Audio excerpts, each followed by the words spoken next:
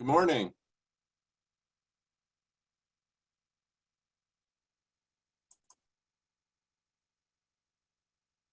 Can you hear me? Can you hear me? I can't hear you either.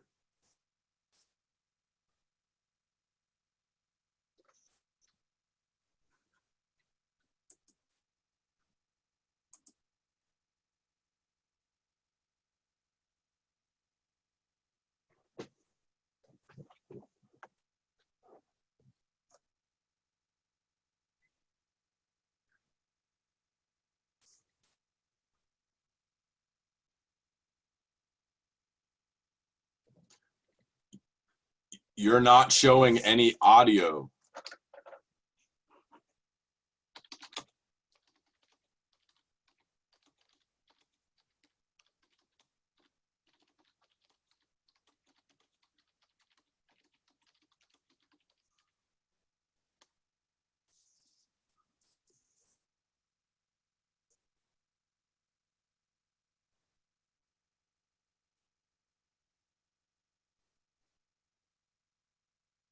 There's an audio.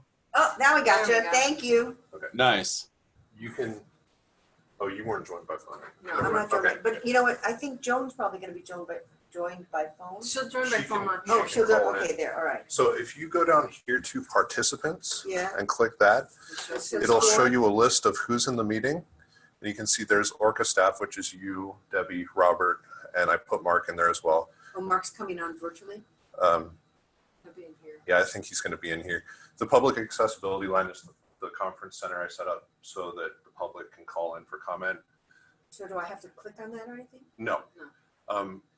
And then, so you'll be able to see everybody who's actually in the meeting here And why is chat lit up? because Because he Jim wrote- sent you a He message. wrote down that it was the audio. So you can actually have both pulled up at the same time. Okay, there's Tony. Okay, got it. Yeah. All right, so I don't need. So we're just waiting. We're ready to go. Yep. Okay. So I don't need the keyboard anymore, do I? Should- Oh, I So just lost my Mary page. Ellen and Tim Cross won't be here today. Jim, did you hear that? Okay. Say it again. Mary Ellen and Tim Croyce. So no one puts, I don't think Mike Runyon will be here on the phone because Tim Croyce has been, is his substitute or backup. And Tim called and said he won't be on virtually and neither will Mary Ellen. Wow. Okay. Okay. And remind me, today we should try to pass the budget, but if we don't, we do it next month. Yes, that's correct. Okay. And Ty's gonna talk about Thurston County During chair's report. whenever he wants to. Okay. So maybe go to the order. I'm not sure when he's gonna do it, but he and I chatted last night and he's gonna talk about Thurston County. Ty, are you hearing that? No, I just got my audio locked Okay. in. Good morning. Hi, Odell. Good morning. Morning. Morning, Do you Ty. want to, Ty, do you want to brief us up front or at the end? About Thurston County. Let's do it at the end. I think it's gonna be much ado about nothing when everything is said and done. Right on. So Ty, just so you know, More I got work it. for I got- Romero. I had gotten some emails from Romero this morning. I also sent him another one, he and Kathy, about some more information. So he's on it today. Okay, great. You guys keep him busy, don't you? I'm sorry for Romero. You know, it's like everybody has so much work to do already. My heart breaks for that guy. I see Jeff and Odell and Dan's on a beach somewhere. He's got a bee on his head. Yeah, murder yeah, hornet. come Sounded Dan. good. A murder hornet? Carrot next to the Zoom chat thing. Carrot. Way over there. Carrot? Down. No, where it says Zoom group chat. Zip down. Oh, right here? So the little down arrow. What down arrow are you talking about? Right. Show me where, I don't see a down arrow. Oh, there? So Yeah. 'Cause then Mark you and can Robert, do you close have that. microphones by you? There you Oh, go. Now you can perfect. see Okay, us. all right, thank you. No, we'll just yell. Oh, we can hear you pretty good, actually. Okay, nice. Yeah. I And was Lynn just will be trying in to- here too. I was just trying to figure out who the guy in the upper left-hand corner was with the Olympics in the background. I thought it was- Yeah. Yeah. That too. We have a Dan double. Is that what do they call a doppelganger? There you go. I I loaned figured him the my Olympic beard. Mountains. Go ahead. Don't you wish? So that's the view from my house, is the Olympic Mountains. Yeah, this is Hurricane Ridge, from Hurricane Ridge. So our house faces northwest. Northwest. Right on. And so our view is just that with water, the Olympic Mountains. Okay. Yeah, I figured this was more appropriate than my downtown marina picture for this meeting. And here's Lynn. Lynn's here too. Oh, cool. I see your hand. Good enough. So when you do the budget presentation, will you switch with Fran? She can. Okay. And you're going to kind of go over what's different in it at the high level? Okay, you bet. Whatever you'd like me to share, I'm happy to share. Yeah, whatever you need to share to have the board make an informed vote. So I will move when we get to that point. Okay. Greg, how are you? Scoot next to you. I'm well, thank you. Sorry, I'm a bit late. No No, you're worries. not. You're fine. We still don't have a quorum, so we'll just keep waiting. So let's see. I'm on Yeah, John's on. Just I'm now. on the phone. We have a quorum. So we're missing Cynthia. Yeah. So we, Hi, Joan, I heard and you. Wes is on. I see Wes's name. Hi, Jim. Hi, Wes. And hi, There's Joan. 5 of them. So we've got a quorum. Okay, so we'll just wait another minute then and see if Cynthia, Joan and Wes, do you have cameras? Wes has a camera. No,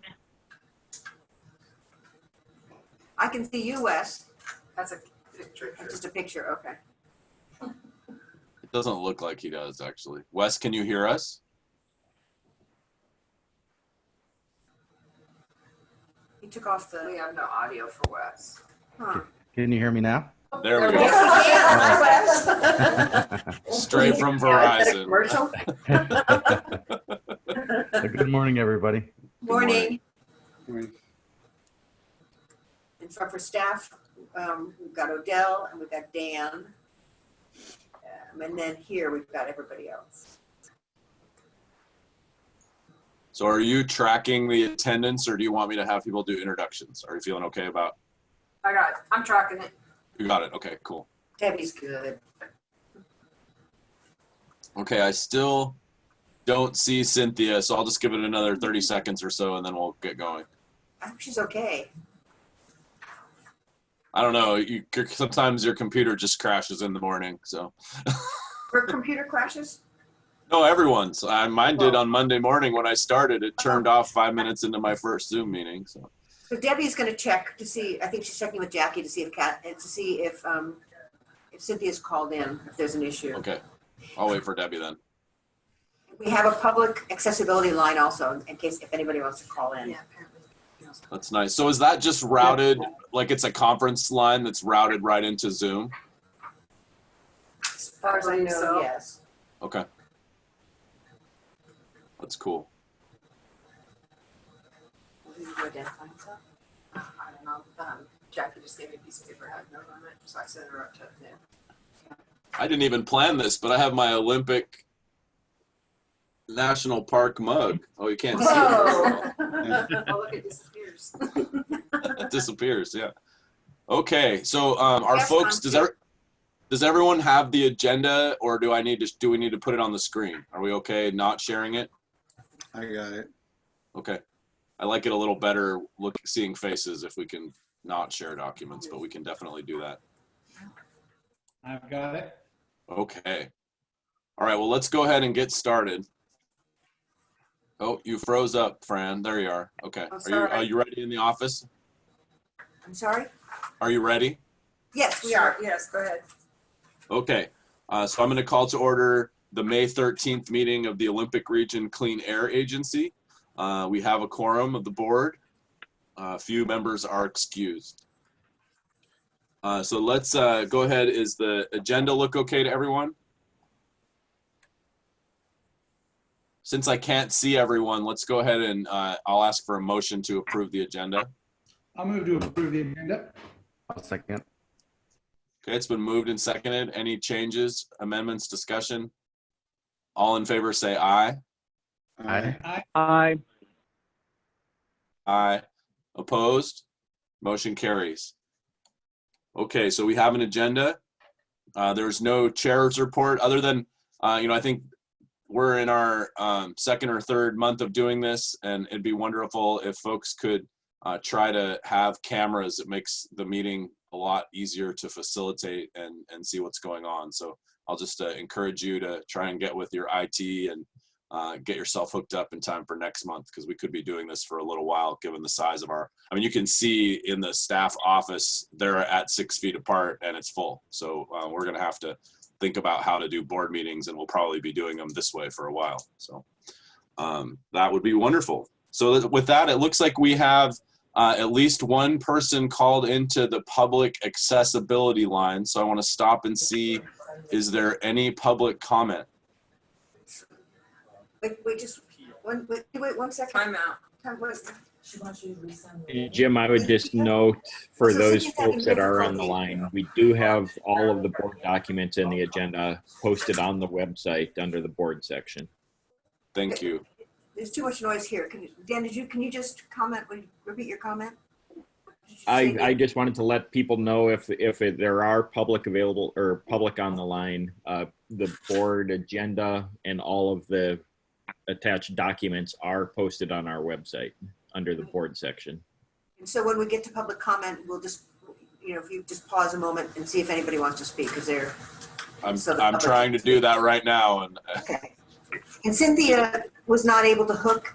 So Debbie's resending her the link. So that's why Cynthia's not on, just so you know. okay. Sorry. And I see Randy joined us. Welcome. Welcome and frozen. Okay, is there any public comment? Can the person on the public accessibility line hear me?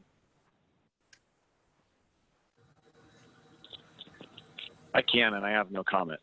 Okay, great. Thanks for helping us test that it works. So I appreciate that.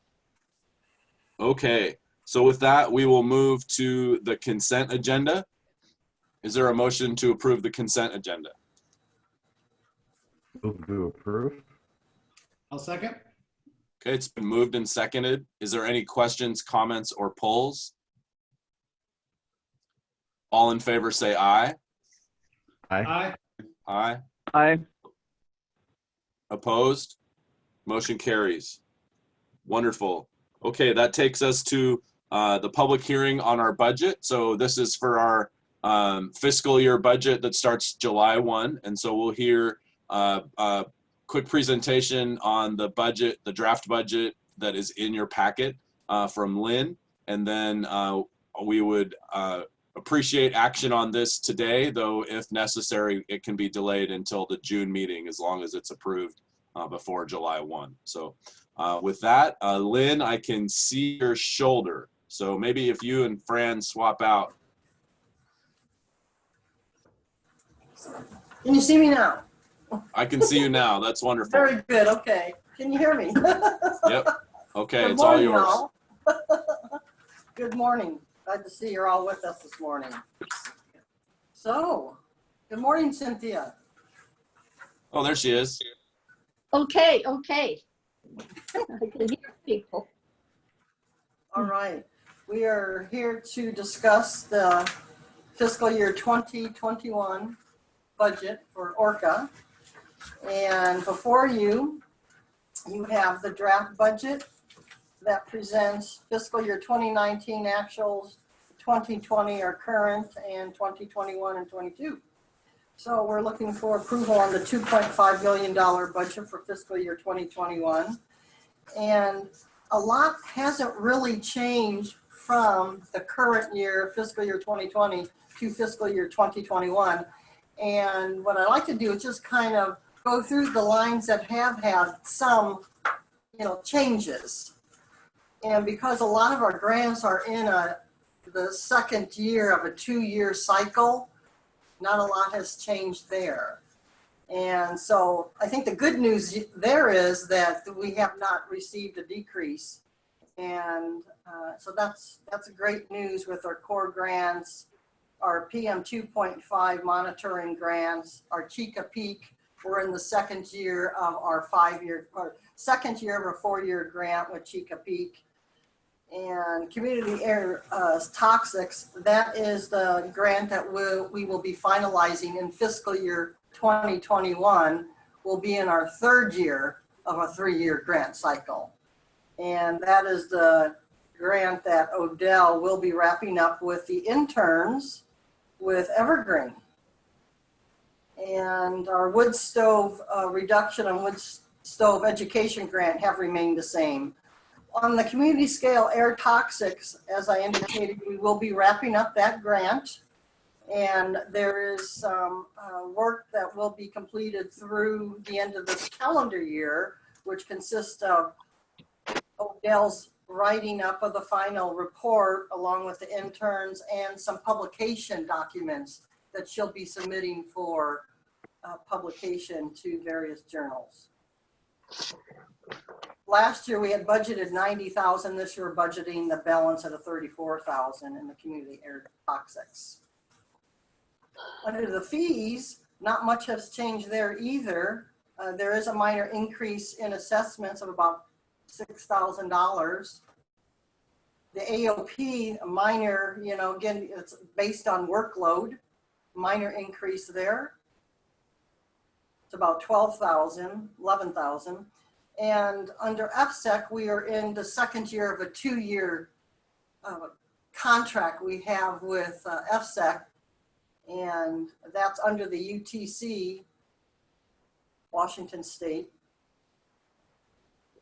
The ecology oversight, that's the pass-through funds that ecology bills all the air agencies in the state for their oversight of the Title V program.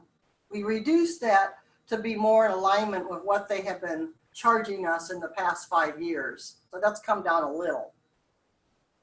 Again, we don't keep any of that, that's a pass-through. The annual registration program has increased slightly based on historical revenue from that program and the estimates that Debbie Moody has provided upon her research and analysis of that program. The new source review and the NOI, those are fees that have been determined based on expected workload and also based on historical measures as well. Nothing unusual there. Under the the asbestos, we have decreased that slightly to anticipate a slower expectation of movement in the asbestos removal.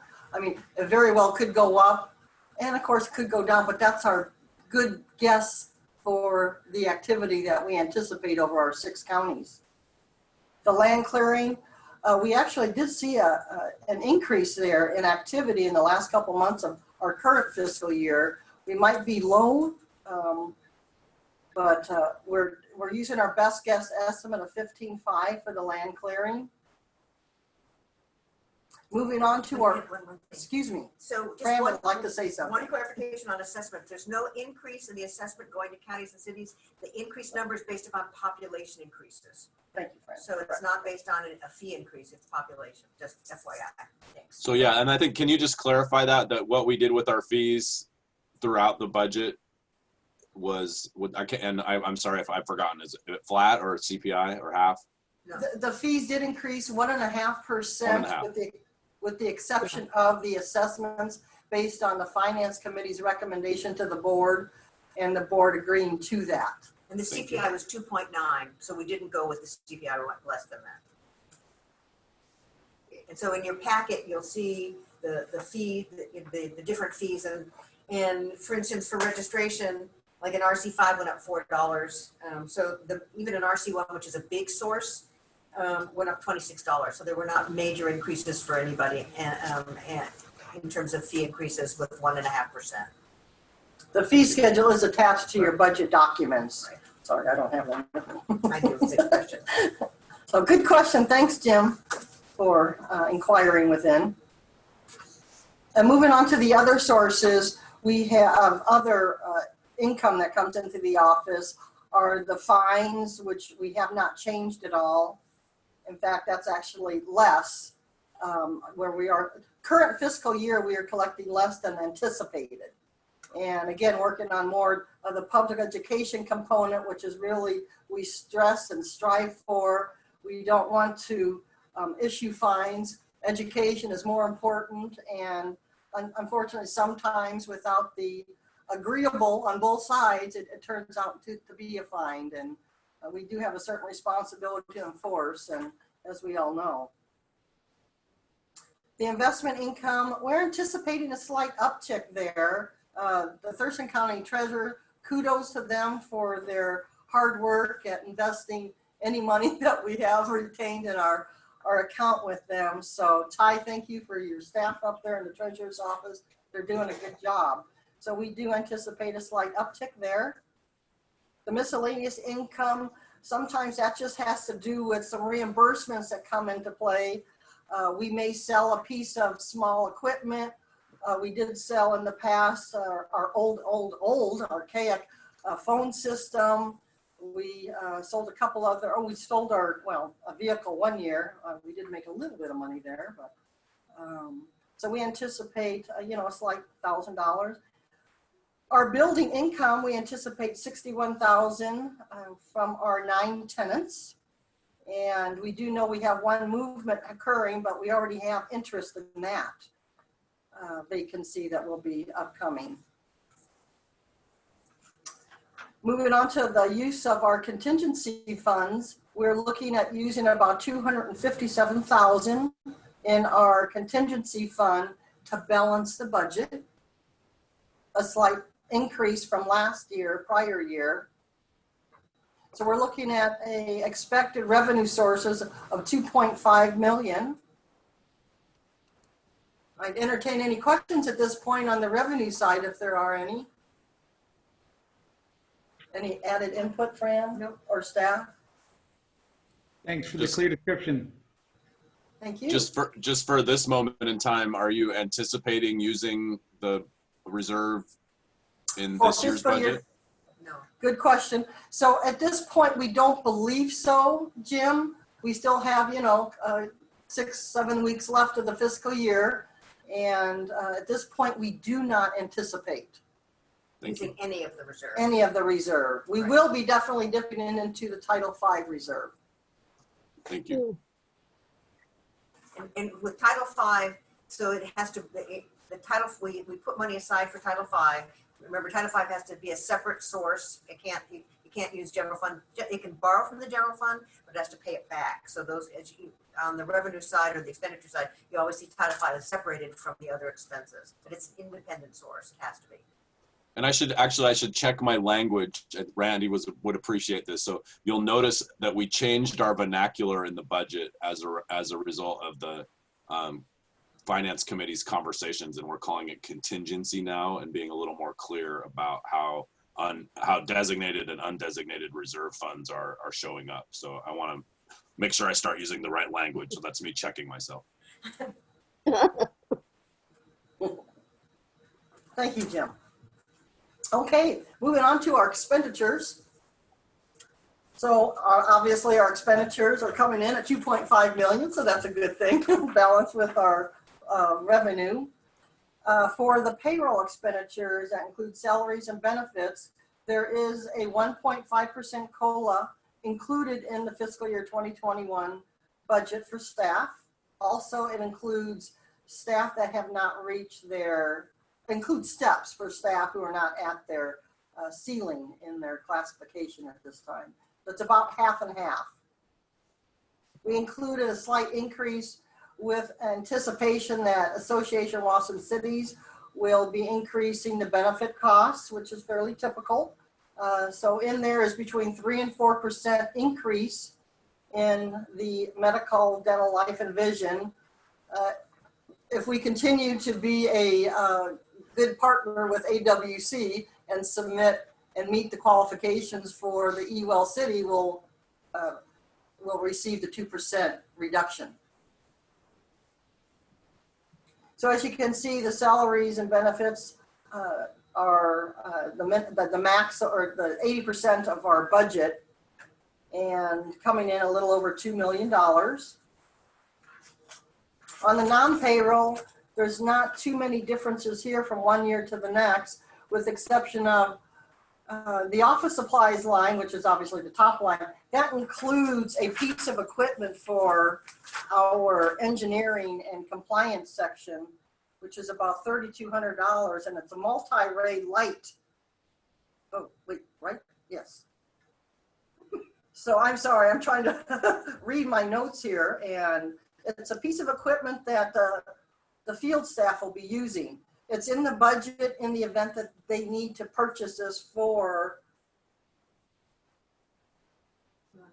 Okay, I'm gonna have to defer to staff to help me assist me in the description of this.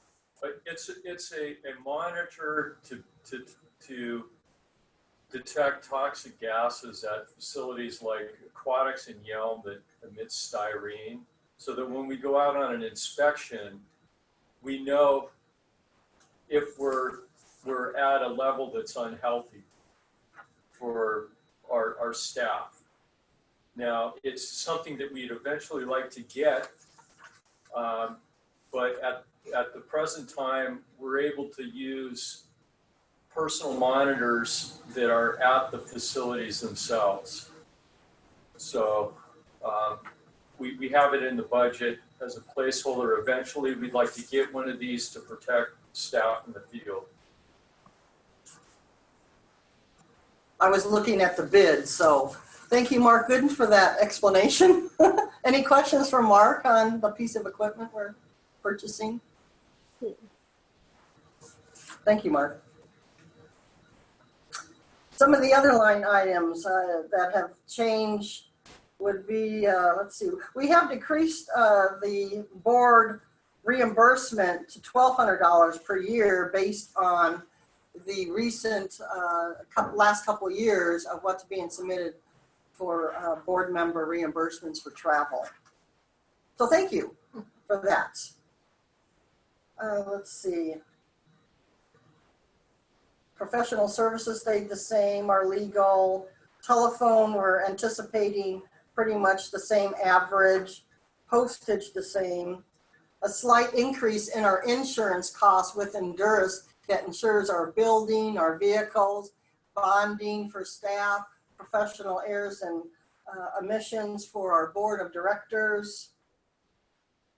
And it's the $32,000 is well worth the expense that Endurus assesses us and a number of other special purpose districts in the state. And that's very comparable. If we were out there with our old vendor, we'd probably be paying twice that, at least twice that. But with the large pool, it definitely helps being able to control those costs. Let's see. Oh, the audit and accounting line reflects a pretty significant increase because this is our year that we will be audited by the state auditor's office, and they'll be auditing us for 2 years, fiscal years ending 2019 and 2020. So they'll probably be entering our offices November, December, January timeframe. And I always welcome their attendance.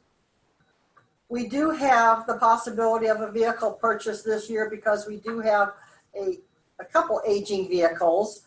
So we do have $20,000 in there to change out an aging vehicle that's reached a very high mileage and one that is regularly used by staff. So we will be looking at probably retrieving our quotes for that purchase if necessary. So that's pretty much the non-payroll lines. There's not really a lot of activity there in that subcategory. Moving on to the office building and operations, we have our debt service for the building that's reflected in there for principal and interest. Our utilities, of course, our gas, electric, water, sewer, garbage, etc. That's in there at the same level. Janitorial supplies, that increase from our existing year, our current fiscal year of 600 to 10,200 because we contract out our janitorial services, which we started doing this fiscal year. And it's working out really well. Staff are happy with the cleanliness. Tenants are happy with the cleanliness. The janitor is really doing a great job. So we appreciate our janitorial services. Leasehold improvements, we're anticipating $30,000 there. And, you know, we have responsibilities. We want to keep our asset in good working order. So we have identified the potential replacement of one of our 6 aging HVAC systems. Will be going out for bid later on this year. And so that's one. We also have some issues with our front entry door on Suite A side. And that's works in progress. We have some flooring that has gotten some water under it that we'll be looking at potentially replacing in the same area. So $30,000 is for the replacement and the maintenance and upkeep of areas that we don't want to if we neglect, it could be more costly later. And we've discussed what the 5-year look for our operations and maintenance of the building with the finance department in detail by providing them with a pretty significant detailed list of estimated costs, estimated timeframes. Would the finance committee like to add anything to the building and operations from previous discussions? Any questions thus far from anyone? Well, moving on to our non-administrative operations. In this subcategory, you will see the expenditures reflected for the wood smoke reduction program that Dan Nelson manages and oversees. There is the oversight fees, again, the pass-through. You talked about the revenue. This is the expense side. It's, again, a pass-through that goes to ecology. The monitoring program, specifically Chesapeake, has its own line item. And again, we've estimated about $33,000 in the maintenance and operations of that site. The community scale air toxics, that's the amount of money that we'll be wrapping up for the community scale air toxics program. In our monitoring programs, we do pay site fees for a few of our sites. That includes the site fees and some minor supplies and maintenance items. We have, and that's it, you know, $162,000 is the estimate for the non-administrative operating subcategory. Brings us to our $2.5 million in expenditures. Any questions at this point? Revenues, expenditures match our equal and great. Anyone? Anyone? Okay. All right. All right. If there are no questions, we can move on to page 2, which consists of our fund balance sheet. All right. So on the third column is the column we want to focus in on that relates to our fiscal year 2021 budget. We're starting out the fund with a beginning balance that is estimated at $1.6 million. And ending with $1.3 million. How we arrived at that is the real revenue that will be collected into the agency is $2.2 million. If you add the general fund contingency, that brings us up to the $2.5 million. And then that leads us to the expenditures of $2.5 million. So there will be a slight decrease in the general fund balance from the beginning to the end. And again, that's by using the contingency fund. Following that is the contingency fund allocations that we anticipate at year end on June 30th, 2021. The 20% contingency for our general purpose use in the event of catastrophic issues or emergencies is $425,000, and that is the dollar amount that is arrived at by taking the expenditures less the Title V program, and then multiplying it by 20%. Because Title V has its own general fund reserve. We anticipate having about $20,000 in the contingency for Title V. We currently have $5,900 in security deposits. Following that are our contingency funds for the office building, slight increase there of $60,000, our monitoring of $20,000, our database, $145,000. That's something that we're really looking at. It will definitely cost the agency a price tag. It's just a matter of trying to find that vendor that is going to work for us and meet the needs of the agency. Our vacation sick leave estimated balance is about $155,000. So we have our unreserved fund balance of $547,000. Excuse me, $831,592. And by adding the unreserved of $547,000 brings us to the ending fund balance of $1.3 million. Under that you'll see the information on our debt service for our office building. It also lists the unfunded pension liability with Department of Retirement Systems that we're all paying for. And then some brief definitions. That concludes the fund balance sheet and discussion on the fiscal year 2021 budget. Unless there are questions, that I'm happy to take. Fran, anything? Nope. Debbie? Good job. We're good. Staff? We're good. So I have one question and a comment. I don't think it matters very much, but the amount for the 2020 budget for using from contingency on the contingency page doesn't match the amounts that are up above on the budget page. So I just good point. And what that is, are you referring to the 168,000? Yeah, and it should be like 232. It's actually a net. So on page 1, it's the general fund contingency is 200,290, and then underneath Title V is a negative 32. And the I did it backwards. Oh, that's why. Okay. That's okay.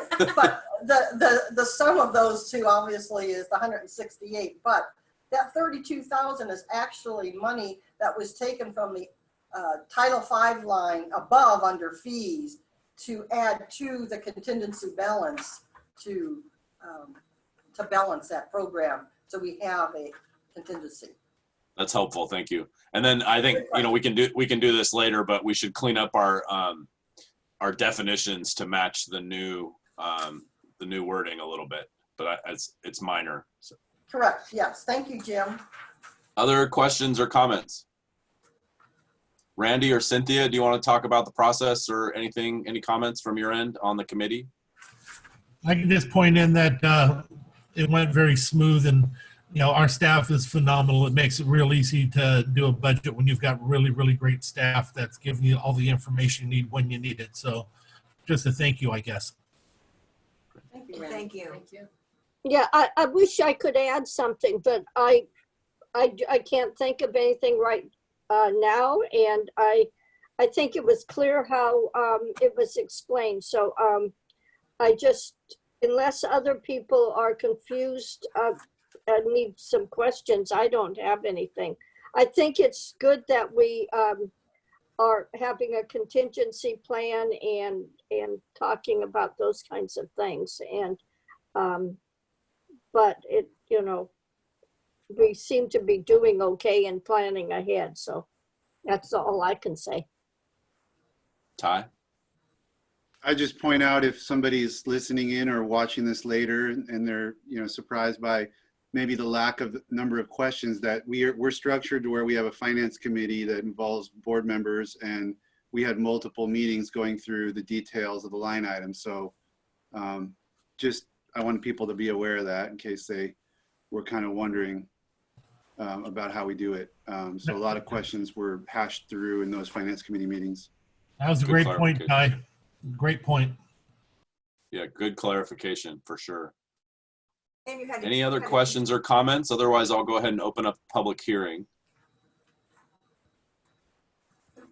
Okay, so I'm going to open up the public hearing. Can someone unmute the public line? I don't think it's muted. So at this point, I'll open the public hearing on the Olympic Region Clean Air Agency 2021 budget and fee schedule. Is there any public comment? No. Okay. Did we receive anything that we should know about in writing? Fran or Lynn, Debbie? No, no, we've received nothing.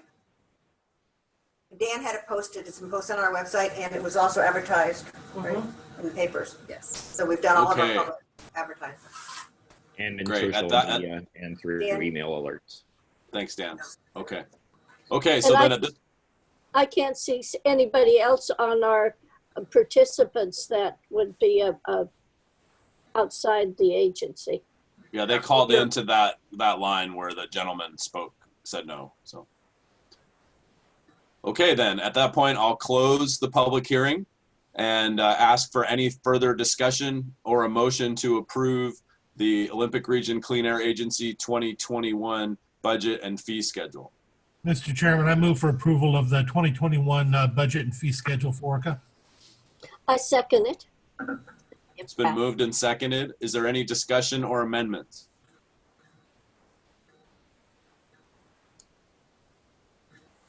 Okay, all in favor say aye. Aye. Aye. Aye. Opposed? Motion carries unanimously. Okay, we have a budget. Thank you, Lynn and Fran and everyone and the Finance Committee. There was a lot of good work thinking through the reserves and the contingency language and, you know, sort of do we do the full, CPI or dial it back? Do we increase the assessment to our members? And I'm really happy that we're able to do what we were able to do and keep that assessment flat and go a little bit slower on the CPI with our fees. So thank you to everyone involved. And I just want to thank the board because, you have been extremely thorough and we appreciate that. We're happy to answer any questions you have anytime during the year. And I really appreciate your interest. So thank you for your involvement and your interest and your good questions. We really appreciate it. Joan, I heard you. What's up? Yes, I'd just like to kind of add to what Ty said about having a finance committee.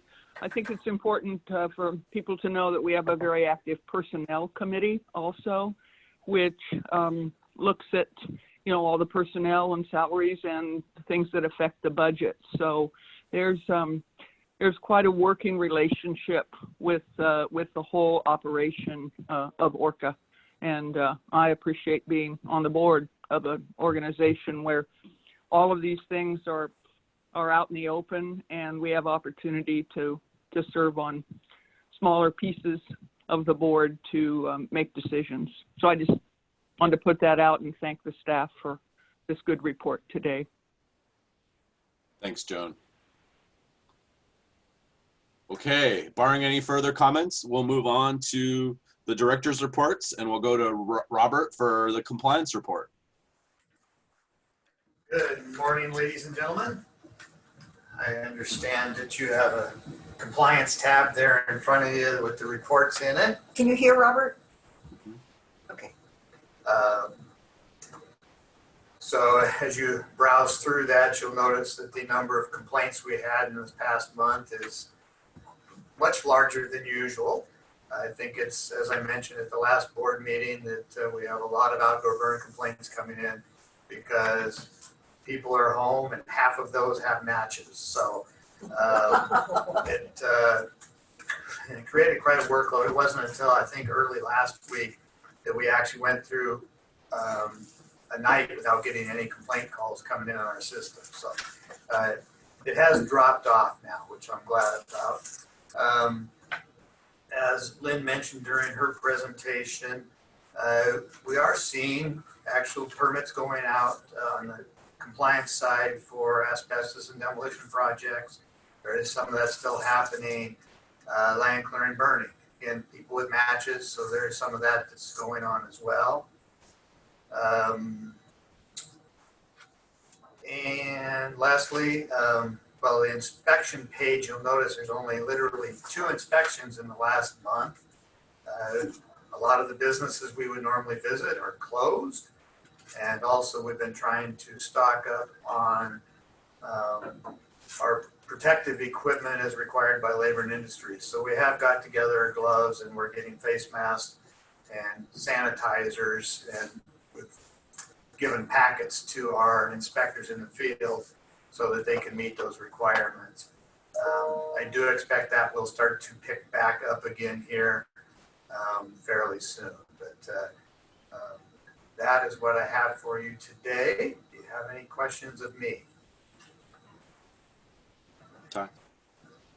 You said only 2 inspections. What would be a normal number that we'd see in a normal April?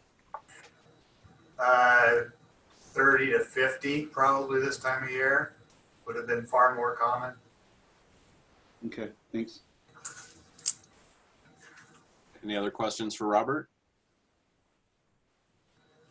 Okay, thank you. All right, we'll go on to engineering. Mark. Good morning. The staff who are responsible for doing commercial and industrial permits are all working remotely, and that's going very well. You see in the spreadsheet here that's before you, 7 final permits went out, and I don't have anything to highlight, but I would offer that each of these cases have pretty unique stories, and if you or your staff would like to get the rest of the story on any of these cases that are in your jurisdiction or outside, please give a call and we can answer your questions. The only other thing that are you actually sharing this information on the screen, or is it just we're referring to our package that we print? Your packet. I'm sorry, I'm referring to your package, just as Okay. we've always done, yes. Industrial commercial air permits. And the only other thing that I'd like to report is that we, our Title V permit program, and Title V stands for the permits that the operating permits that we issue to the very, very big sources. We have 11 very, very large sources that emit over 100 tons per year of a single pollutant. And so that's our Title V program. That's what Title V refers to, is that program. We issue 5-year renewable permits. Well, EPA will be auditing our program here at the end of May, and starting at the end of May. It will not be a financial audit, it will be a program audit. And so they'll cover things like permit issuance rates, how we issue permits, whether or not we're doing a good job with enforcement, and things of that nature. We have been audited in the past. The cycle for this type of an audit is about once every 5 years. And I have to say, we have also, as an agency, participated on the other end and assisted the state Department of Ecology conduct these audits with the other area agencies in the state. And about 3 years ago, we participated in one of those audits. So now it's our turn to be audited, and I thought I'd mention that to you. So that's all I have for my report. If you have questions or your staff have questions, please give a call and we'll gladly give you some answers. One more piece to echo sort of what Mark is saying. We were audited for compliance with staff tests, and we were the only agency that is there for 100% of the staff tests. So we did really well. Again, engineering and compliance staff do an incredible work. It's extremely comprehensive, and we were called out as doing an excellent job. So again, you've got great staff working for you. Good job, Mark. Okay, any other questions? Thank you, Mark. Thank you. Okay, air quality, Odell. Odell is You're virtual. muted. You're muted, Odell. I'm not. No, I Still still can't can't hear hear you.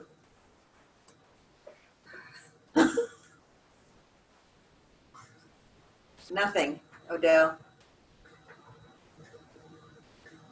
Nothing. Does that work? Oh, there we go, yay. Thank you. Turn up the Sorry, volume. there's two microphones that are attached to the system, and the Zoom just sort of randomly picks one. I have to go in and force it to accept the other one. Do you need me to share a screen with the slides, or do you all have slides in front of you? So they have slides in front of them? Oh, go ahead and why don't you go ahead and do it? Cynthia's saying she has it on a really small phone. So. Okay. Okay. I will share. Oh, it's been disabled. I can't. You sound muffled.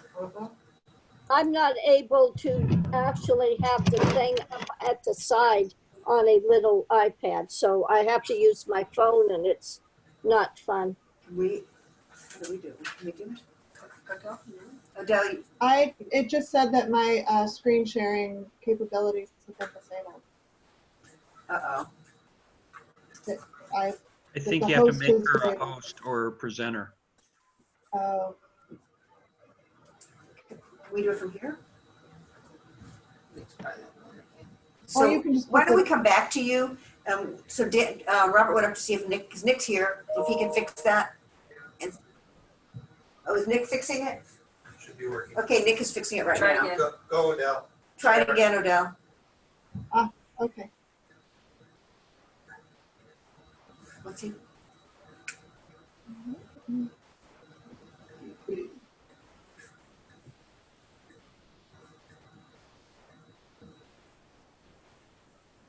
No, still. Can you see that? Nope. No. We got a picture. Tell him it's not there. It says. We just have a picture of you and Pliny. I have my entire screen, and then the share button is grayed out. Sorry. Does that work if I do it? Oh, there it is. So that's me, Odell. Just tell me to switch, okay? Okay, so Jim has put up the slides, so we're good. Okay. All right, so slide 2, you've seen this slide many times. So we're all in the good. We've got almost 100% data collection. We're still having some strange reporting issues with the South Bend site that I think is on Ecology's side, because I've looked at the data and it's there. It's just that there will be a day randomly where it doesn't get communicated to Ecology. But all of the data are good and representative, and so no problems to report there. And miraculously, even without being able to travel or go to some of these sites, we're still pulling in 100% of our data. So that's awesome. Slide 3 is the Purple Air study at Mason County. So that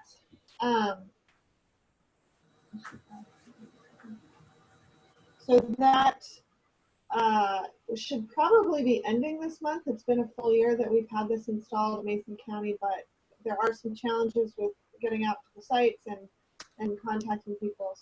So we're gonna just kind of let that keep running for about another month or so, and then maybe reevaluate with the different phases of the opening up and pick a better time to take those monitors down. So for now, we're just gonna keep collecting data, and as you can see, the sites are all fairly well correlated and well correlated to our current monitor. So that is good news for us. I have one more slide to show you of data. We've gotten a few questions from reporters, and also the Department of Ecology has had some questions, and you guys may have had some questions about whether or not air quality is better or worse as a result of the stay-at-home order. So I did a quick analysis of all of our sites for the month of April, well, actually starting March 22nd. So what you see here is the difference of the daily average for each day that we've been at the stay-at-home, under the stay-at-home order, versus the 2016 through 2019 average. And we really just don't see anything statistically significant or different in any of our data. And where we do see departures, it's largely explainable through the meteorology. So the light brownish gray bars are the wind speed, that's the dashed bar, and the temperature departures from the average norm. And you can see that we had some very cold days at the beginning of the month of April, and we would have expected to have higher PM 2.5 as a result of more people heating their homes during those cold days. But we also had higher than normal wind speeds that were dispersing that extra PM out if we had it. So the only time where we saw a positive departure, so worse air quality, was in the middle of the month, where we had both colder than normal temperatures and also lower than average wind speed. So as far as our sites go, I can say that we do not see any signal in air quality changes at any of our sites as a result of the stay-at-home. So that's been of key interest to a lot of people, so I just thought I would throw that in there for you guys if any of you have been wondering about that. And so in other monitoring news, we've no site visits were completed in April, but I have started this month visiting some of our other sites where I can have permission, which has been great. I've been working mostly on the community toxics final report, so this has been a really good time for me to just really focus on that and that data analysis and getting that done and complete.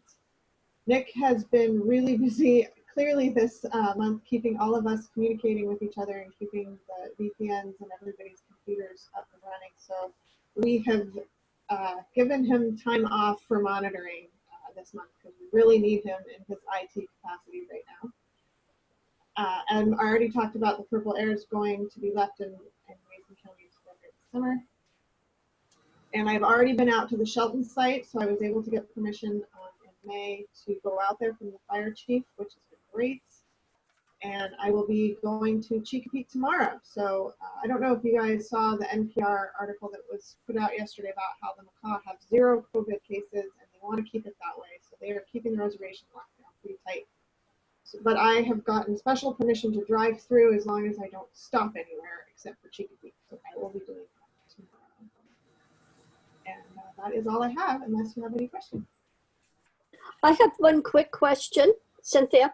Do you think when over the few days when it was really hot weather, that people would be outside burning, you know, barbecuing and burning and doing all these kinds of things, that might increase the, or not increase, but lower the air quality PM at that time or not? I mean, I don't think you have it on there because that was early May, but I just was wondering about that. I didn't really see anything in the data. I think those kinds of events are very localized, so we would see that more in the complaints that Robert was talking about. But as far as ambient air quality over a regional area, we really didn't see much. I was actually more concerned and curious about what the ozone was going to do when we had those hot sunny days. But yeah, I didn't see anything significant. Okay, thank you. So that means cars are a blip on the radar and big industry and buildings are what pollutes air. No. So No? actually, no, that's not true. So up in Seattle, they have near road monitoring sites where they monitor CO and NOx. And those pollutants are down by a significant amount. So for the month, they definitely saw a drop in those gases that we tie to automobiles on heavy roads. So our pollutant is PM 2.5, and that's largely driven by outdoor burning and residential burning. And that just hasn't, I expected actually to have a little bit higher PM 2.5 because everybody's home all day, then maybe those fires are going to be going longer. And so that was sort of what we were thinking we might see in the data, and I didn't really see that. Odell, do you want to mention the conversation with Como and Abby Akoni? I'll let Dan can talk about that when he gives us a second. Okay. Great. Thanks for checking But my yeah. assumptions, Odell. Yeah, I actually had a friend that told me, but the mountains look so much clearer. You're clearly wrong because the air is definitely cleaner. And I said, well, maybe, but our monitors aren't showing that. So Hey, this day and age, you can just make up whatever you want, though. So it's true. sorry. Okay. Any other questions for Odell? Okay, we're going to go to Dan with education and outreach. I'm going to stop the share though here. Okay. Okay. Well, following up on what Odell just closed with, as she said, our monitors are for PM 2.5, particulate matter. And Como reached out first to Fran, and she had really good conversations with Abby Acone or Acone. Yeah. Yeah, she's has a good Italian pronunciation of it that I'm not going to try to. But talking to Abby on the phone, I've had some really good conversations with her, both through email and on the phone. And it turns out she is the only person I know that's as big a data geek as Odell. So I just put her and Odell together and got the hell out of the way. But it sounds like the Como is a pretty comprehensive package that's going to run later this month. I think on a Wednesday, and she gave me the date. It's like the last Wednesday of the month.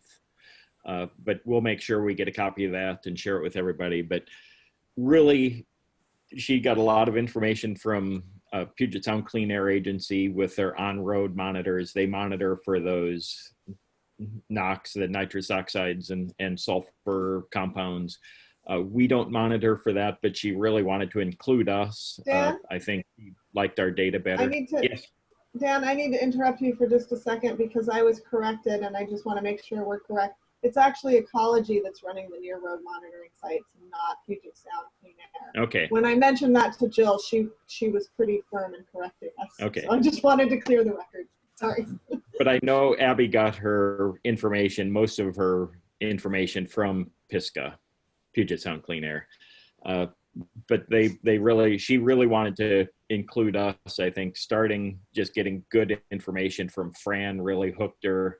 I talked to her, gave her some of the data we have from our basic data I had from the monitors, as well as our permit, our Thurston County residential burn permits. And I'll share that with you too. And then sharing her with Odell and letting them geek out together really convinced her she needed to include ORCAA as the primary expert on PM matter, at least.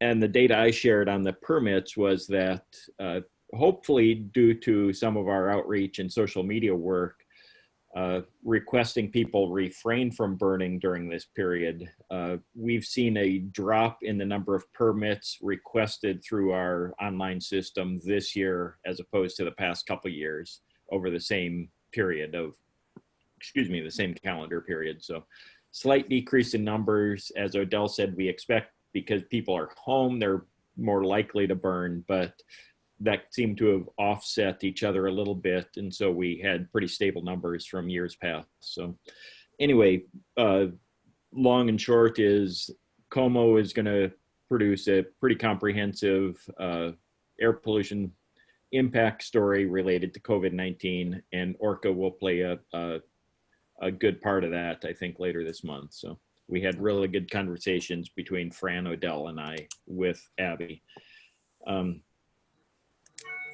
We also, as part of that, I talked to Abby about our wood stove replacement, wood smoke reduction program, and how that could help some of these issues too, because as we know, we've had early during this COVID quarantine, we've had some cold mornings where people were at home, more likely to fire up their wood stove. So we've been pushing through email alerts and social media that they should partake of our wood smoke reduction grant opportunities and replace their old dirty burning wood stoves with cleaner technology. Abby's hopefully going to include that in the package, but we've seen pretty good response from that. Even our program saw a lag, as everybody would expect, over the past month. The past week, I've seen a strong uptick in our wood stove replacement wood smoke reduction. In fact, I just signed off on another project in Clallam County, but the past week I've had multiple projects in Clallam, Mason, and Thurston sign up. So that, I think people are seeing a chance to get back into the economy and improve their home situation. Businesses, I know, are really excited about getting back into this.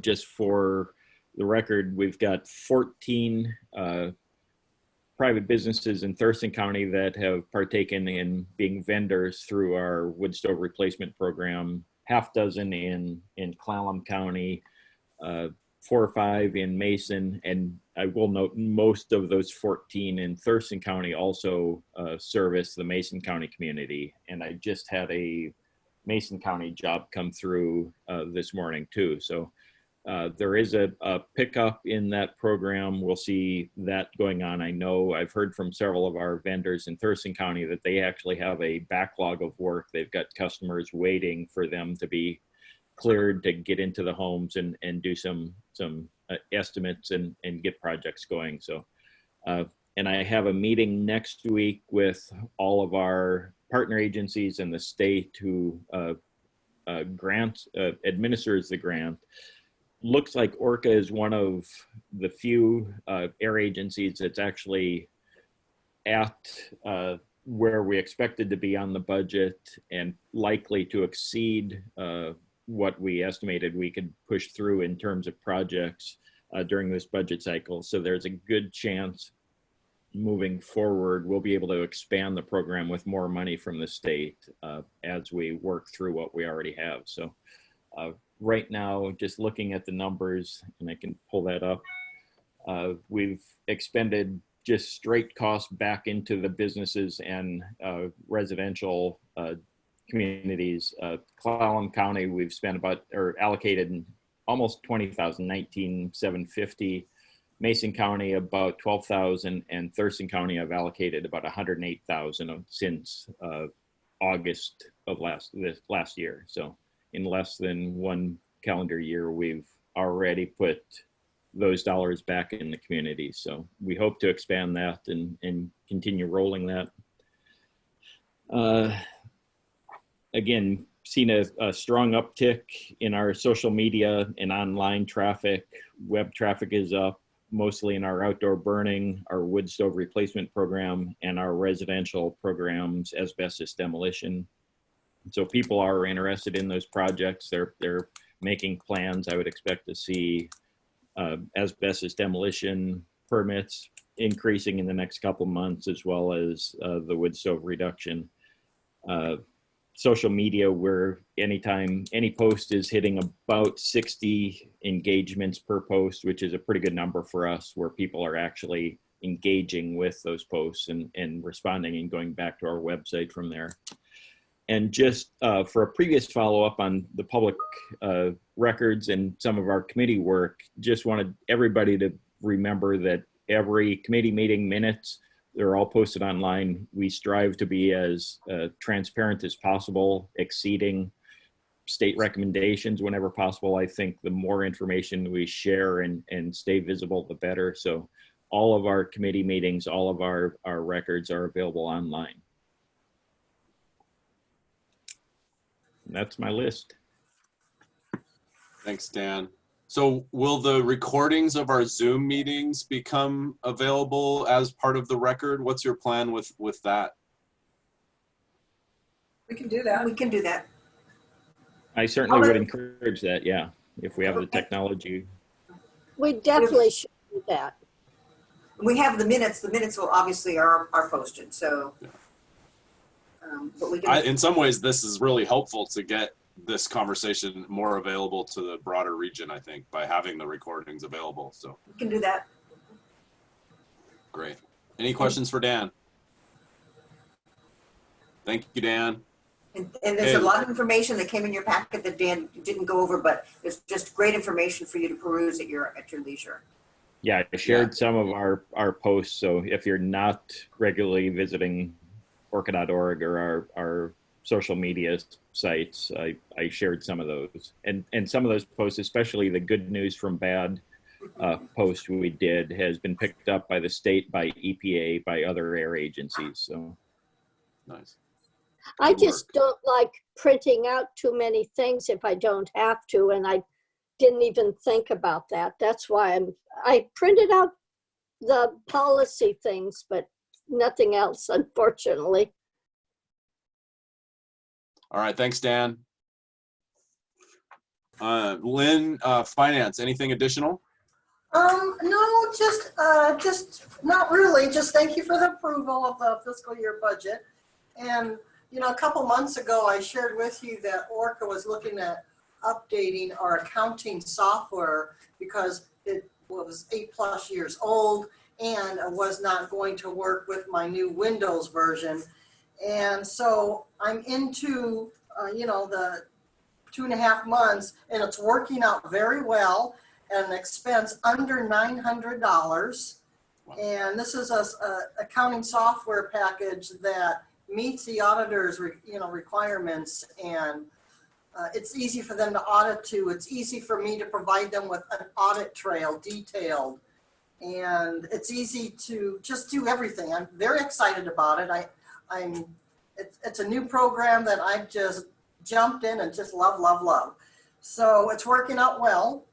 And the nice thing is it was very affordable. This is not something that's a cloud package that we have to pay for every month or every year. So that's the good thing. And we fully transitioned our agency credit card to the new vendor, US Bank, and that's going very well. They're wonderful to work with. Happy to report, no problems there.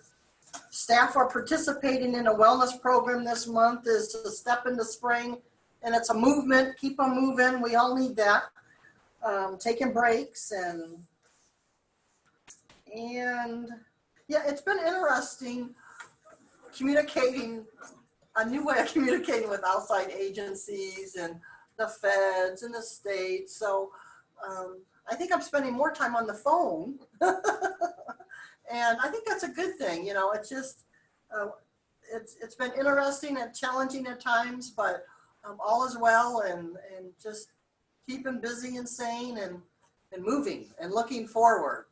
So that's all I have to report. Thank you. Questions Thanks. for Lynn? Nice job on the finance software. Our city finance software is green screen, literally. So we're getting our check stubs to 600 city employees mailed home because it doesn't connect to the email system. It will cost us $1 million. It's going to cost us $1 million to analyze what we need, $2 million to implement it, and then somewhere around $500,000 a year to maintain it. So nice work, Lynn. May the force be with you. Yeah, right. Sorry. It's yeah, just like the monochrome green screens that we had on our first computers, literally. Like it anyway. So Dan, crazy, fighter. Crazy times. Oh, Dan, you're making Debbie unhappy. Thank you. Okay. Thank goodness for Lacey. Okay, Fran. Okay, couple things. I included in your packet a furlough policy. It's a draft. We ultimately would like board approval to move it into our PMP manual. We need to have that. Now, we have no intention of furloughing anyone, but in order, we needed to develop the furlough policy for AWC, based on AWC is a self-insured insurance plan. And in order, if we had to furlough someone, then by having the policy in our PMP manual, we could continue to provide benefits at no cost other than, for instance, like in my case, I have my husband on my policy, so I'm covered, but I pay for my husband. So that would continue. So it would cover vision, dental, medical, yeah, and then also EAP. So we need to have that ultimately adopted to put into our PMP manual. It's pretty straightforward. The other thing that we realized was we didn't have a good definition of exempt and non-exempt. So we've got that in here, and we'll actually move that definition into our P&P manual also. And then just one piece. So there are two non-exempt employees in the agency, Mark Gooden and myself. And so and based upon the fact that we are non-exempt, or we are exempt rather, we are not, everybody else is non-exempt, we're exempt. If the two of us had to furlough, we would switch over to being non-exempt. Otherwise, based upon what the law says, is that we would be using, say, vacation leave to cover, because we're paid on a monthly basis. And Mark and I, even though we don't have to do this, Mark and I do timesheets, we do everything that non-exempt employees do. But for that period of time when we were being furloughed, we would change ourselves to being non-exempt so that we would not get paid for those days when we were being furloughed. So anyway, there are only two of us in the agency that meet that definition, but we wanted to include that information in the furlough policy, if that makes any sense. So it's pretty straightforward. We want to make sure that, anniversary dates stayed the same, that people would still accrue vacation and sick leave. That wouldn't be changed. The key would be for that period of time, they would not, for those hours or days that they were being furloughed, they would not get paid. And staff say to me, because you know me, and I work nights, weekends, I don't, even on vacation, I do email and whatever. They told me that if I was ever furloughed, that I couldn't touch my computer, which would be really hard for me. In any case, I would switch to being a non-exempt for that period of time. So again, it's just for your information at this point, but maybe in June, if we can talk about it some more if you have any questions, or you can send me your comments or questions, and then we can put it, because we'd like to get it into our P&P manual as soon as possible. Again, not anticipating using it, but need it there for potential for future. And it's just good insurance policy to have it there. Any questions on furlough? So I have that's the one thing I really concentrated on, because you said make sure we really go through this. And I did have a couple questions. One is clarification wording it. And so when you say on the second page, second line, all scheduled paid leave is canceled, it's all previously scheduled paid leave is canceled. So it's clear that they have already signed up. And Good. then the other thing is, what about sick leave for COVID-19? If they get sick and then they're furloughed, aren't they still allowed to take sick leave if they're sick? Yes. And so say sick leave being used for absences related to workers' compensation injury. We could add COVID in here also. Yes.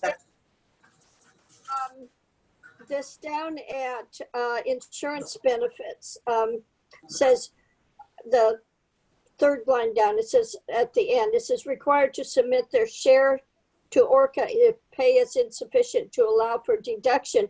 And I guess I'm confused. I thought you wouldn't have anything over what their pay is normally, would you?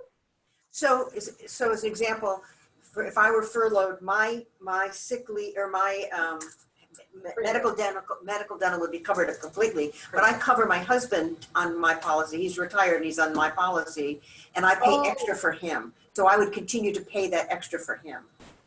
Okay. I that didn't make sense, but now that you said it, okay, that does. And then I have just one little I have a couple things, but one nitpicky thing is under record keeping, second paragraph, and it says all email, phone calls, messages, and I would put all agency email, phone calls, messages will be forwarded, just so it's clear. It's not my personal one. And let's see. The other two I will just ask offline. It's just, one is putting in an A, and the other is just a question. So I'll ask that offline because it's not as big a deal. Okay. And anybody else, if you have any other comments or suggestions, you can email them to me, and we'll bring this back for the June meeting. That's okay. Okay. Okay. I just have a thought here, and so I like what you did, but it doesn't feel good to me as a standalone policy.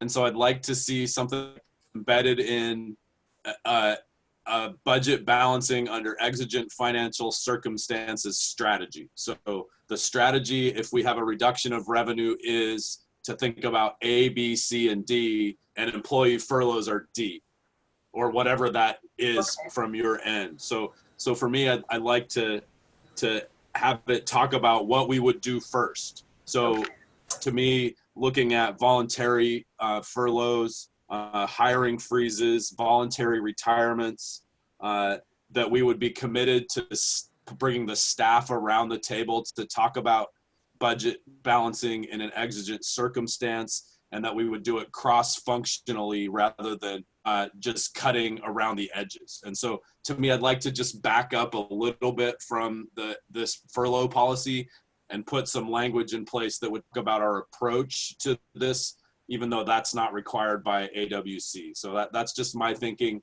and I'm happy to work with you on the language, but it just doesn't feel good to me as a standalone policy.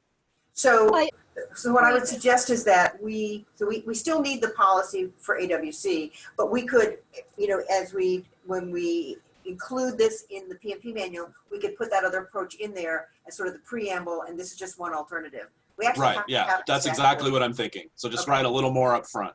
Okay, perfect. We are committed to ABCD kind of thing. Okay.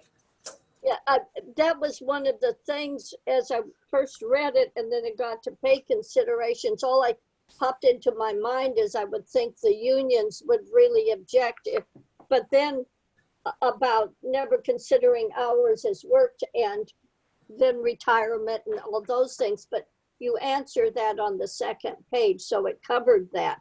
But that was popped into my mind too. So, and then after I thought of that, the idea of what Jim said also rose up there too, because you sure don't want to think of furlough automatically as the first way to deal with something. Perfect. Okay, got it. Thank you. And I'll just say that in our last 2 months in Olympia, our voluntary reductions by our staff around retirements and voluntary furloughs, whether 1 day a month or 30 days in a block for the year, have saved us $325,000 already, Wow. including our Teamsters came to us and didn't take their COLA that was in their contract. And so I want us to have a employee first collaborative approach where furloughs are one tool in a toolbox. Okay. Cool. Any other questions or comments? Okay, thank you. Okay, Any more, Fran? Yeah, I've got a couple more things. So as we think about bringing our staff back, potentially, as phase 2 starts, we're an essential service, so we're still providing services, but as we've indicated, most staff are working remotely and they're doing a great job. But as we talk about bringing staff back to the office, we've developed some pieces for one health that we call one health and safety assessment for COVID-19 safe office and vehicle practices. So we, as been mentioned, we've got N95 masks, we've got hand sanitizer, we've got Clorox wipes, we're doing a variety of things, and we're posting information around the office about how to maintain clean surfaces, your own work area. So we've got documentation that we will make available and have made available to staff, so that as we go into phase 2, as we start to bring people back, we do it safely. And things like, in the main area where we've got cubicles, we've got people that are less than 6 feet apart. So we would have teams so that nobody would be, for instance, I've got 2 compliance staff and then an engineer. And so the one compliance staff could be there, the next one couldn't, and then the engineer could be there so you'd have enough space. So we're looking at those kinds of things also. As we bring people back, we want it done safely. And then we've also developed the same kind of standards for working out in the field. Wearing masks, making sure that when they're doing an inspection, they're outdoors and they're by themselves. Things that they can get information electronically. So again, we want to make sure, and we're using for both of these things as a basis L&I guidelines. So we're not creating whole cloth. We're using what the state has developed for the most part as standards. But when we have people working in the field, we want to make sure that they're safe. So as been said, we have folks that are out doing compliance now.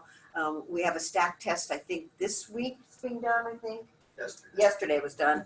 So, we're making accommodations to make sure that it's done safely. But my bottom line is I will not risk anybody's health. That's the key for us. We want to make sure that we're doing our job and we're doing it safely and we're doing it thoroughly, but I will not risk somebody's health. So, and we're also lucky, the compliance staff have taken the ORCAA vehicles home with them. And so they're the only ones using that vehicle so that there's no concern about multiple people using the same vehicle and having to clean it, but they are making sure that if they're out that they, clean things after they're done. We, make sure they have hand sanitizer in the cars. We also emphasize wash your hands, wash your hands. Washing your hands is better than anything else, but we've got the other things just in case. We've got gloves, we've got safety glasses. As I say, we're trying to get as much as we can for staff to be able to work as efficiently and effectively as they always have been, but safely. So we're developing these two documents for our own use in practice, and then we're using L&I as a basis. So any questions on that? One quick question. Are you having difficulty finding all of that, particularly masks and gloves and stuff, or can you get that easily? So the masks are KN95s, and I had my husband take a look because he's a doc. And I had him take a look at because you can't get N95s, and those are really for hospital first responders. But we were able to look at KN95s and N95s, and they're really, really pretty close. So that's what we have. And he actually found some in California that he could get because, so we already have, we got 10 of those. We've ordered gloves. 900 gloves, yeah. Yeah, we've got gloves. 900 gloves? Yeah. And they already have safety glasses. They've already got steel-toed shoes. We all took turns, went to Target one at a time and got big bottles of hand sanitizer and Clorox wipes. So we were, because you can only do one. So we went over, there was one Friday when we each went over and tried to get what we could for the office. So we've been able to secure pretty much everything we need. So we're safe and we're okay and ready to go. So I just would throw out that we probably need to think about securing cloth masks for everybody, like multiple, so that they can work. 10 masks isn't going to last you very long, and then we need to have something that can be laundered. So reaching out to the Washington Mask Challenge or the United Way to see if we can get volunteers to make masks for the ORCAA staff would be a good thing to think about. Just a suggestion. And the other issue is anybody with a beard can't really wear a KN95. They don't work. Yeah. Well, I think the whole point of the mask is to protect other people from you, not to filter out your own air. In fact, my personal feeling is that those N95 masks, even if they're not quite the full one, should be given to someone at a higher priority and let go from ORCAA. We don't need that level of protection. Everyone does, and there's not enough, so it should go to healthcare. That's just my opinion, though. You're the decision maker. The Salish, I can't remember the name of it. The Salish Mystery Mask Committee makes a whole bunch of masks for people that you can ask for, and I'm not quite sure of the name. It's Salish something or other, and I think there's a mystery in there. But if I can find the name of that again, I'll send it to you. It's a Facebook group, but you can go through the Thurston County United Way and make a request, and they'll connect you. And folks already have, because, for instance, to go to Costco, you need to wear a mask. So I think many people already have masks. They've either made them or gotten other, and you're right. Cloth masks are much better because you can launder them and reuse them. Absolutely. Yeah. And I would just add, I helped work on these documents with Fran. On the N95 and N95 equivalents, we really won't be using those except where sources require them. Correct. And there are situations where our compliance folks, our engineers have said to go on to this site for a stack test or an inspection, they do require an N95. So that's really the only reason we as an agency would have a small stockpile of N95s is to make sure we can continue our work following the protocols of our registered sources. Right. That makes sense. Thank you. And the other thing that I would require is that when staff go on to do an inspection, that the source they're going to also has posted on site their health and safety standard, because I want to make sure that they've done the right thing before my staff go anywhere near the place. So I want that also. Let's see. I think that's pretty much it. Yeah, and we spoke early on, even though we think we'll be in phase 2 for the June meeting, there are too many of you and too many of us. So I think June will also be virtual, and we have no meeting scheduled for July. So I'm hoping that by August you all can come back, or many of you can come back, depending upon what we need to do in terms of social distancing. So that's Great. my report, and thank you for passing the budget today. I appreciate that. Great. So we'll look forward to a few more cameras in June, hopefully. And so with that, we'll go to good of the order. Anyone? Ty? Yeah, so Fran had asked me to report on this issue, so I wanted to do that. The Thurston County Commissioners were presented with a document from one of our citizens, and he's actually one of our citizens that's on our Planning Commission. And he's been at a couple of ORCAA meetings. Anyway, he did a sort of a pitch, I guess you'd say.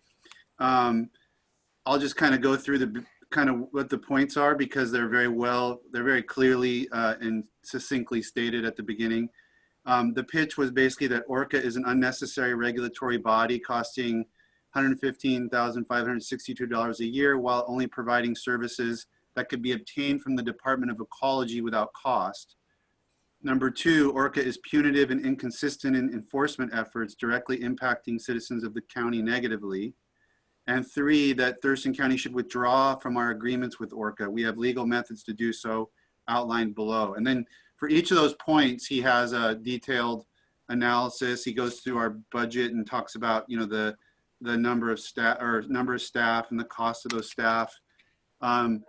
As far as compliance, he talks about some situations where, you know, maybe there's been, in his view, inconsistent approach and punitive in some instances, and then more willing to work with folks in other instances. And then he goes through the RCWs about what the process is for creating the Clean Air Agency and what, you know, what Thurston County's options are. So this document was provided, and the commissioners, at least one commissioner wanted to discuss it, so it got put on.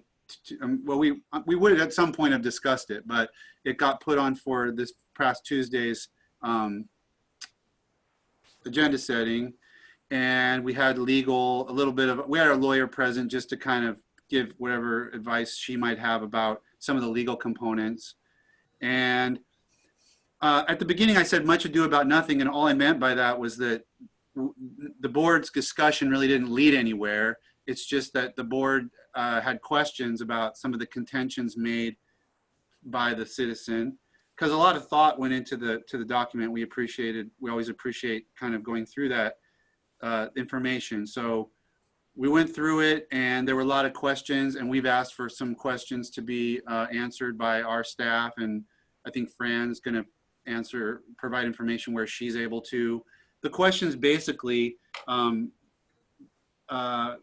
were about this contention that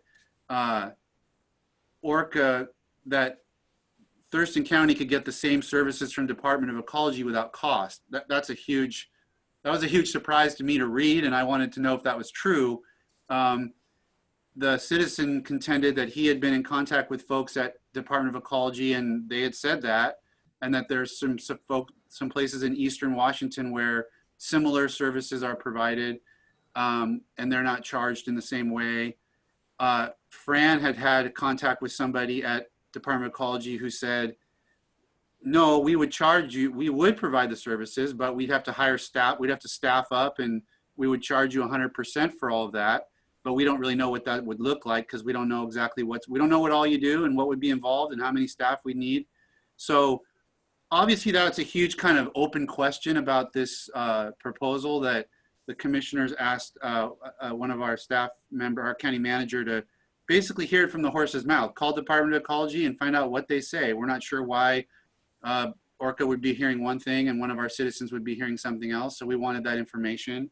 We also wanted to know whether or not, if Thurston County made a decision like that, would it necessarily pull our municipalities? You know, we have 3 municipalities with board seats, and would it pull all of our municipal residents out of the Clean Air Agency? But as a matter of course, I understood from Fran and Jeff, I think the answer was yes. Our lawyer didn't know offhand, so we just wanted that 100% confirmed, because that would be a huge consideration from my perspective. The commissioners, obviously we're contributing taxes that come from one part of the county, but we represent the entire county in terms of what's working for the residents. And so if our decision would have that kind of implication, that's something we would want to know. So those were the 2 main questions that were unanswered. We've asked for clarification. There will probably be a follow-up discussion when we get that information, and that's that. There was no other, I didn't get a temperature read of the board of what it thought of this, or there were definitely concerns expressed on my part, on one of the other commissioners' part. So it's just something that we wanted to make you aware of, and that we'll get some answers and have a follow-up discussion. That's it. Okay, Fran, can you send that email and your responses to the board so that they have that information? And then Ty, can you close the circle when you get those answers? Yeah, and I just want to throw out from the perspective of the 3 municipalities, you know, we're paying part of the freight for the county. So your assessment's not for every person in the county, it's minus our cities. So there's that nuance as well. And if you think that you need a letter from, you know, our 3 mayors and me as the board chair, just let me know. Yeah, also you do lose local control of what we do in this county, but besides that. I made it clear that I would not consider any such action without a full consultation with the municipal jurisdictions. And so, you know, before there would be any forward movement from my perspective, there would be a very healthy conversation, and we would get to hear all the concerns of Tumwater, Lacey, and Olympia. So great. The way the statute is written, if a county wishes to withdraw, they have to do that and decide how they want to do it at least 6 months in advance. So it is a fairly lengthy process in order to withdraw from an air authority. Jeff, if a county did that, would they have assessment authority over the cities like ORCAA does? It depends on what they're going to do. I haven't looked to see whether if the county chooses to activate itself as a 1 county air authority, what its assessment authority is. I believe that it probably would have that authority, but I haven't researched that. The options that they would have would be to set up their own 1 county air authority, or deactivate their authority and turn it over to the Department of Ecology. If they wanted to deactivate, they would have to have a public hearing about that. And then Ecology also has the authority then to assess the county for the costs of the air program that it would be implementing in lieu of the county. So yeah, there's a lot of hoops to jump through and a lot of very complicated things, but I don't believe that the representation that you can simply turn it over to Ecology and pay nothing is accurate. And Jim, just Spokane is a single county, you know, they're an air agency local, and they do assess Spokane. I mean, so Spokane County pays, and then the city of Spokane pays. So any incorporated, you know, pays, and so it's not the county. Again, it's a single county air agency, but they're like us. So it's Spokane Clean Air Agency, and it's for a single county. The county pays and the city of Spokane and any incorporated areas pay the air agency as a single county. So they're not, the county hasn't taken it on, but it is a single county air agency. Is it governed by the county commissioners or governed by a multi-jurisdictional board? It's governed by, the number on the board is in RCW and how it's developed. So I know that there's a commissioner, I think the mayor of Spokane's on, Okay. I think they have, so it's all governed by what the RCW sets out. Thank you. Ty. I'd just say that I didn't hear anybody, including the citizen who raised this issue, saying that we would set up our own single county clean air agency. It doesn't take I don't need a consultant to tell me that there's no way we could provide the services that we get from ORCAA as efficiently. So the concept hinges on this idea that ecology would do it all for free. And if that's true, then I guess that's something the board should consider in light of the pandemic and the crazy budget, things. Then that's a discussion worth having. So I'm glad the citizen, raised that. But we're being told preliminarily that's not true. And if it's not true, then it doesn't seem to be, an attractive option. But who knows? We'll get those questions answered and we'll report it back to you guys. Great, thank you for the update and thanks for bringing that back full circle when you get the information. I think as board members, it's good for us to know the nuances of our membership too. So, and this is, in 9 years, it hasn't come up for me. I think maybe Cynthia's been on the board longer than I have, and it's nice to have a little more information, even if we don't do anything with it. So. Yeah, I haven't heard anything. The only thing that has ever changed was the makeup of the largest cities, in that Port Angeles was the largest city, and then Tumwater increased their population, and Port Angeles had to drop out. So. Okay, nice work, everyone, and thank you to Fran and Jeff and Ty for running through all of that. It's appreciated. So, okay, anything else for the good of the order? Okay, get a camera, and we'll see you in June. We're adjourned. Take care. Thank you. Bye, everybody. Bye-bye.